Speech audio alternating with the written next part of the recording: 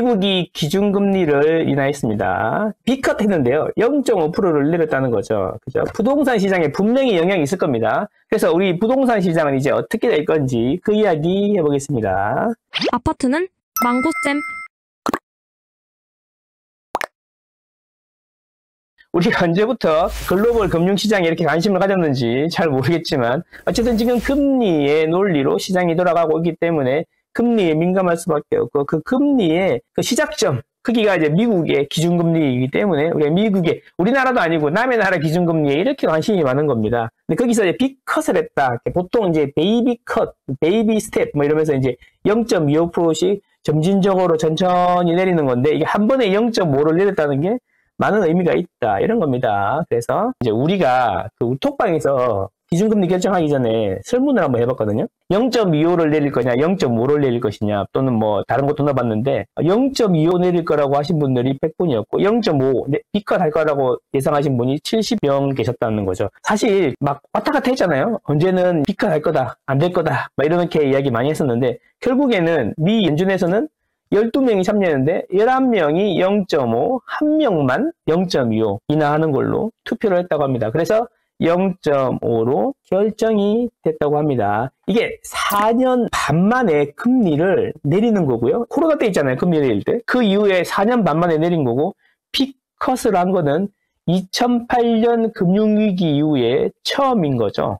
그게 16년 만에 처음으로 B컷을 한 겁니다. 그만큼 자신감이 생겼나 봅니다. 이제 인플레를 잡으려고 금리를 높게 유지했는데 자신감이 생긴 거죠. 근데 이게 중요한 건 뭐냐면 0.5 내리고 또 몇 년 동안 옆으로 갈 수 있잖아요. 그래서 이제 뭐가 중요하냐면 점도표라는 게 있어요. 점도표. 점도표는 뭐냐면 그 FOMC 회의가 많잖아요. 3월, 6월, 9월, 12월 회의 때 회의 끝나고 나면 점도표라는 걸 공개하는데 그게 뭐냐면 연준 의원들이 장기적으로 금리가 어느 정도 수준을 유지하는 게 좋겠다라는 의견을 찍어요. 연도별로 찍어요. 이제 그걸 발표했는데 그걸 보면 이제 앞으로 계속 금리를 내릴 건지 어느 정도 내릴 건지 예상을 해볼 수가 있다라는 거죠. 그래서 점도표가 중요합니다. 점도표.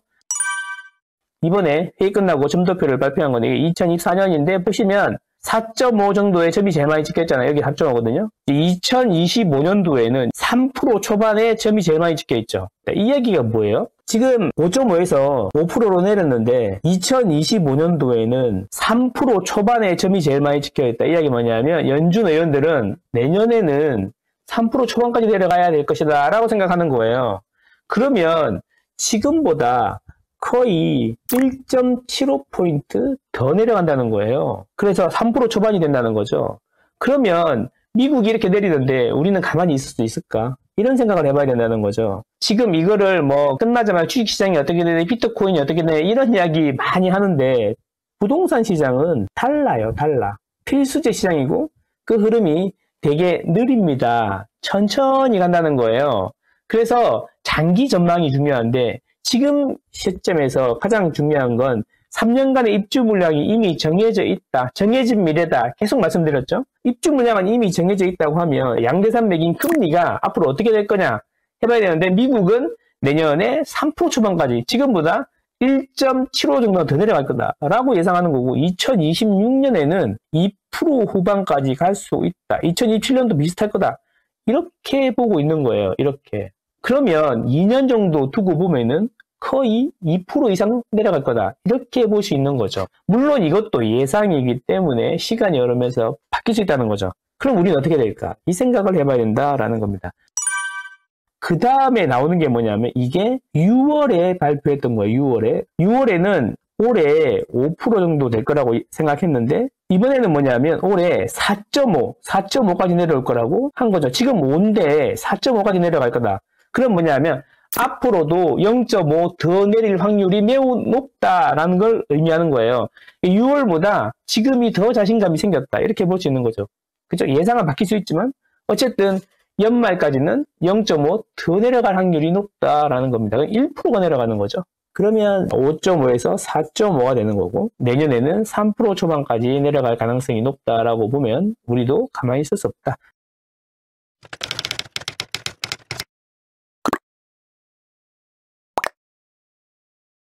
그래서 모두가 이제 궁금한 거, 한국은행의 시간이 왔다.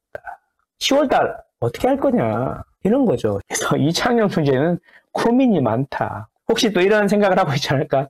지난달에 내렸어야 되는데 경기를 보면 내렸어야 되는데 가계부채 문제 때문에 못 내린다라고 했죠. 그래서 그의 화답이라도 하듯이 정부에서 가상금리 압박을 24차례 해가지고 그냥 은행 배만 불려주고 있습니다. 지금 1% 이상이 대출금리가 올라버렸죠. 똑같은 대출을 받는데 금리를 1% 정부가 압력을 넣어서 올려버리니 국민들만 지금 힘든 거죠. 집은 어차피 살 건데 이자를 3.5% 내는 걸 4.5% 내야 되는 거죠. 350만 원 내는 걸 450만 원 내는 거예요. 어쨌든 그래서 압박을 많이 넣어서 지금 9월 들어서 가계대출이 많이 줄었다라고 합니다. 자, 그래서 10월에 인하를 할 거냐 말 거냐 이 이야기인 거죠. 근데 10월 인하를 할 가능성이 높다라고 보는 건 뭐냐면 가계비 상승세가 눈에 띄게 줄었다. 9월 들어서. 한국도 금리나 여건 갖춰졌다. 이런 이야기입니다. 미국도 내렸으니까 이제 이창용 총재도 내리는데 부담이 좀 덜할 것이다. 자, 얼마나 줄었는데 5대 은행 추담대가요. 8월에는 하루에 4,754억. 근데 지금은 9월은 하루에 반 조금 안 되게 60% 수준으로 줄었어요. 2,760억. 그러니까 이제 조금 부담이 덜하겠네요. 부담이 덜하니까 정부의 노력으로 부담이 덜하니까 한국은행에서 10월에는 금리를 내리지 않겠냐 이런 관측이 나오는 겁니다. 이게 무슨 이야기예요? 그러면 금리가 내려갈 수 있다. 그러면 이제 가계부채뿐만 아니라 한국은행이 금리를 결정하는 데는 다른 변수들이 되게 많잖아요. 물가도 생각해야 되고 경기도 생각해야 되고 금융 안정도 생각해야 되는데 가계부채가 불안하다는 금융 안정만을 생각해서 그거보다 더 중요한 두 가지를 좀 놓치고 있다. 이런 이야기가 자꾸 나오는 거죠. 그래서 10월에 내릴 확률이 되게 높다라는 거죠. 근데 10월에 안 내려도 돼요. 우리는 점도표를 봤잖아요. 2년 정도 지나면 2% 후반대까지 갈 거다라고 점도표에서 나왔으니까 우리는 집을 한번 사면 바로 팔 수 있는 게 아니잖아요. 주식하고 다르잖아요. 최소한 2년은 보유해야지 세금적인 혜택이 있잖아요. 그럼 지금 사면 최소한 2년은 보유하는 건데 그래서 길게 보라는 겁니다. 당장 코인이 오르네 주식이 오르네 이게 중요한 게 아니라는 거예요. 우리한테는 불안해할 필요가 없다는 거죠. 미국에서는 이미 앞으로의 길을 보여줬습니다. 2년 지나면 기준금리가 지금의 반이 돼 있을 거다라고 얘기해줬잖아요. 그러면 우리나라도 어떻게 돼 있겠습니까? 자, 지금 사면 불안하겠지만 사고 나서 2년 정도 지나면 금리도 많이 내려가 있을 거고 2년 뒤에는 입주 물량이 사상 최저일 거다라는 거죠. 그래서 최근에는 아파트 시장 슈퍼사이클에 진입했다라는 교수님까지 등장했습니다. 서울대 교수님인 김경민 교수님 책에 그렇게 나오고 있습니다. 참고하십시오. 저도 많이 동의하는 바입니다. 자, 그래서 문제는 가상금리인데 이렇게 금리를 내리더라도 이 모든 불안의 중심에 서 있는 이 복자 현자님, 이복현님이 가상금리를 계속 올려버리면 큰일 나는 거잖아. 근데 이걸 대출금리는 시장금리 플러스 가상금리인데 시장금리는 기준금리가 내려갈 것 같으면 미리 내려가기 때문에 많이 반영이 돼 있고 가상금리를 지금 올려가지고 지금 우리를 힘들게 만드는 거잖아요. 근데 이걸 계속 이렇게 할 수 있을까? 생각해봐야 된다는 거죠. 이거를 단기적으로 보지 한 달, 두 달 보지 마시고 2년을 보라 그랬잖아요. 2년의 기간 동안 계속 이 금리를 유지할 수가 있을까? 지금 4% 초반에 받고 있는데 2년 뒤에는 금리가 어디까지 내려가 있을까? 최소한 3% 초반까지 내려가 있지 않을까? 이런 생각을 해보시면 좋겠다. 구독! 좋아요! 구독! 좋아요!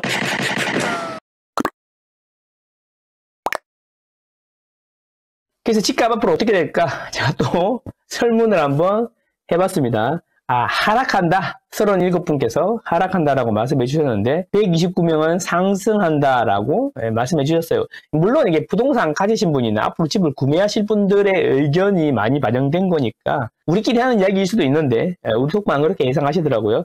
급락한다는 한 분도 안 계시고 이제 급등한다 라는 분도 계셨다. 이 급락은 뭐 우리가 주장 안 해도 거의 매일 주장하시잖아요. 하버드대 나오신 서울대 김경민 교수님께서 예전에 몇 년 전에 저에게 충격적인 이야기를 한번 해주셨는데 저는 이렇게 생각했어요. 금리랑 상관없이 집값은 같이 놀았다. 왜냐하면 제가 그래서 그래프를 계속 예전에도 계속 많이 보여드렸는데 금리랑 서울 집값이랑 상관없이 반대로 갈 때도 있었고 같이 갈 때도 있었고 그랬다라는 거죠. 그래서 금리 영향이 없다. 금리 영향은 적다라고 제가 이야기했던 거죠.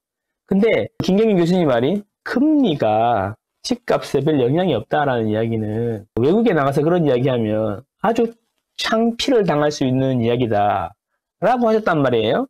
그래서 제가 내가 너무 그동안에 금리에 관심이 없었나 해가지고 금리 공부를 많이는 아니고 좀 해봤는데 결론은 뭐냐면 금리가 있잖아요. 너무 높거나 너무 낮으면 변동성이 엄청나게 커지는 거고 대부분의 기관은 금리보다는 수급의 영향으로 가더라. 하지만 아까도 처음에 제가 전국 시장 보여드리면서 어땠어요? 전국이 수급이 다 다른데 파도가 비슷하게 가잖아요. 이렇게 많이 오르고 적게 내리고 문제있지만 똑같이 이게 파도가 똑같은 모양으로 이렇게 가잖아요. 이게 뭐예요? 전국적인 변수에 놀아나고 있다. 뭔 소리예요? 금리에 의해서 놀아나고 있다. 아직까지는 금리의 시대다라고 제가 말씀드린 겁니다. 그래서 금리가 내려가면 아무래도 상식이잖아요. 금리가 내려가면 집값이 반대급부로 올라갈 수 있는 거죠. 그래서 저는 이렇게 말씀드리고 싶습니다. 집은 비트코인이나 주식이 아닙니다. 한번 사면 2년은 들고 있어야 되는 거죠. 2년 뒤를 생각하면 미국의 기준금리는 지금 현재보다 반토막 난다라고 전망하고 있는데 그럼 우리는 어떻게 되겠냐? 이런 이야기입니다. 그래서 정부가 아무리 가상금리로 장난을 쳐도 계속 말씀드렸죠. 제가 영구적이고 항구적이지 않을 것이다. 일시적일 것이다. 정책으로 집값을 잡을 수 없다. 잠시 쉬어가게 할 수는 있다. 속도를 조절할 수는 있다. 라는 거죠. 그래서 정책으로 집값을 잡는다고 말할 수 있다면 지난 정권에 거의 30번 넘는 정책으로 집값은 급락했어야 될 건데 지난 정권에 가장 많이 올랐다. 여러분이 여름에 애들 튜브에 바람을 빼보셨을 겁니다. 바람이 적어도 마개를 닫고 튜브에 이쪽을 누르면 이쪽이 오르고요. 이쪽을 누르면 또 이쪽이 올라오는 게 당연한 거 아닙니까? 그 마개가 뭐예요? 이 공간이 커져야지, 뚫려 있어야지 누르면 빠져나가던데 이건 필수제 시장은 여기 한쪽을 누른다고 그 수요가 없어지지 않는다, 사라지지 않는다는 거예요. 그게 중요한 건데 그걸 모른다라는 거죠. 그냥 단지 집값이 오르니까 민심이 안 좋으니까 집값을 잡겠다고 하는데 그런다고 돈이 없어지지는 않습니다. 그래서 저는 말씀드립니다. 빅컷으로 인해서 이제 다시 심리가 좋아질 것이다. 대출 규제는 오래 못 갈 것이다. 저는 하반기에도 남은 기간 동안도 강보합을 예상한다. 만약에 약보합이 된다 그러면 정부가 가상금리를 더 악랄하게 올리기 때문일 거다. 그런데 그럴 가능성은 낮다라고 보기 때문에 저는 강보합으로 본다. 자, 아까 처음에 말씀드렸죠. 2024년에 용기 내지 못했음을 후회하지 않으시려면 좋은 결정을 하셔야 된다. 이런 말씀 드리면서 여러분은 현명하시니까 좋은 결정 내리실 거라 생각합니다. 이상입니다.